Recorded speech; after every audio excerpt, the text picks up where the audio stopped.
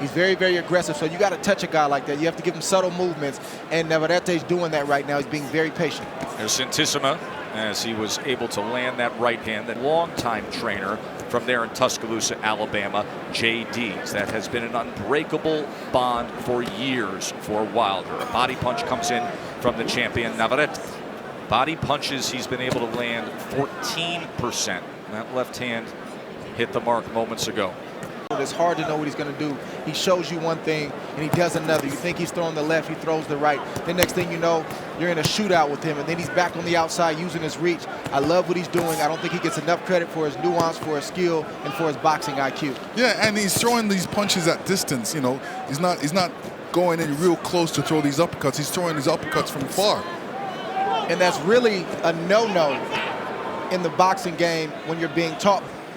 Usually guys come back with a good right hand after a guy throws an uppercut, but you know, it's not easy to hit Navarrete with a right hand.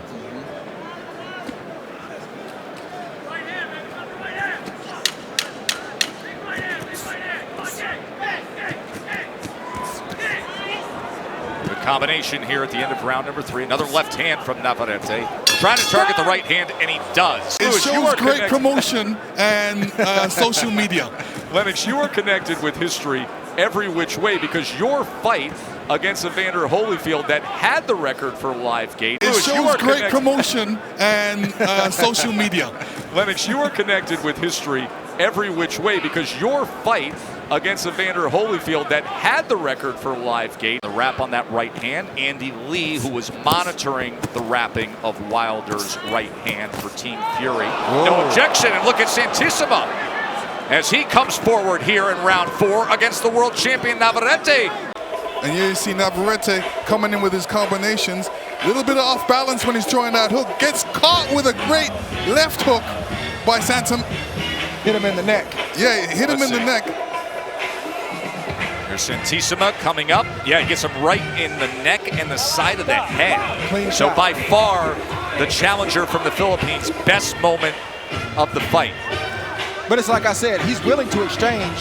He's willing to fight you. He's unafraid, but you have to be right in front of him. Need to respond. So it's like I said, now you're in a shootout all of a sudden. So you see Navarrete boxing and using his skill, and all of a sudden you're in a shootout. It's hard to get mentally settled when you're facing Navarrete. Then you see Navarrete who does multiple things good. I'm going to take the guy who has more tricks up his sleeve and more tools in the toolbox. Santisima willing to dip and go to the body, but what does he do? He eats more return fire. Navarrete is showing these nuances in his skill because he stays busy, Joe. He's an active fighter, so you have no choice but to get better when you're active. Threw over 85 punches in this round alone, did the champion Navarrete. Inside reporter, and thrilled to have Kate Abdo and Mark Kriegel providing commentary. And our unofficial scorer ringside is Larry Hazard Sr., rate of Navarrete that has been controlling the action as he lunges ahead with a series of right hands. Turns southpaw for a moment. That is, has thrown 375 punches. And now he's landed 120. Opened up that time, and filling the spot was a left hook from the Filipino Santisima, and it doesn't even stop Navarrete at all. He just keeps punching. Wide-ranging right hand, and now Navarrete is on the attack here in round number 5. He is backing up Santisima. Navarrete clubbing, touching him time and again. Left uppercut, right uppercut, body shot comes in. Look for that left hook to the body. Santisima has taken the headshots pretty well, but the shot he hasn't taken well is the left hook to the liver from Navarrete. This is great work rate here of the volume punching attack and the aggression of Emanuel Navarrete. He is a fan-friendly fighter. Comes to the inside. Santisima tried to time something, and now Santisima goes to the body, and there's a left hook upstairs from Navarrete. 122-pound championship with Emanuel Navarrete, who has been among the most active world champions in boxing. Well, this slot on this card, Joe, was not even Navarrete's initially. It was Gilberto Ramirez. When we met with him the other day, he walks into the room. Lennox, I saw your eyes go up. He was chewing on ice cubes. That's all he was eating for about a day and a half, just chewing on ice cubes. Of course, you will see if he can deliver the ultimate bomb, and that is the eraser, the right hand. He has 41 knockouts, the most of any current champion. Pacquiao with 39. Canelo has 36. Here we are in round number 8. Larry Hazard Sr. has it 59-55 in favor of Emanuel Navarrete. The neck and the side of the head of Navarrete. Not to take away from this fight, Joe, but the more that this arena starts to fill up, you start to feel the suspense and the anticipation of the main event. It's tangible. You feel it in the air. Navarrete needs to get back to hitting the body of Santisima. That's when he's had his best success, or at least visibly. He's hurt Santisima with headshots, but the left hooks to the body are that's what's jumped out at me the most, and I think he needs to get back there to try to get the stoppage win tonight. That you don't want to make the other team aware of. So I understand that completely. Nothing wrong with what Tyson Fury did for this training camp. He's taken off the last 2 or 3 rounds. I think he needs to get back to what was working, the jab, the combinations to the head with the hard shots to the body. Santisima's, he's receiving these shots, he's blocking them, but he's not answering. He's not coming back with his own shots, which he should. You see him going southpaw, so the right hand is now his lead jab hand.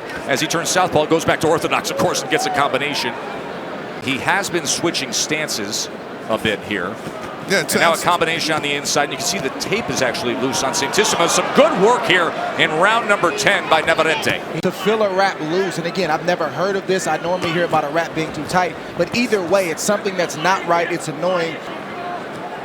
Santisima willing here in round number 11. And look at Navarrete now with his elbow up on the top rope before he comes out at the Filipino challenger. The left hand runs to him to close the gap. Can he close the show here in style? Round number 11, trying to defend his title one more time. Santisima's so game. He actually ducked through the blue and white rope for a moment there. Strafing attack to the head, coming down and wrapping up as Santisima.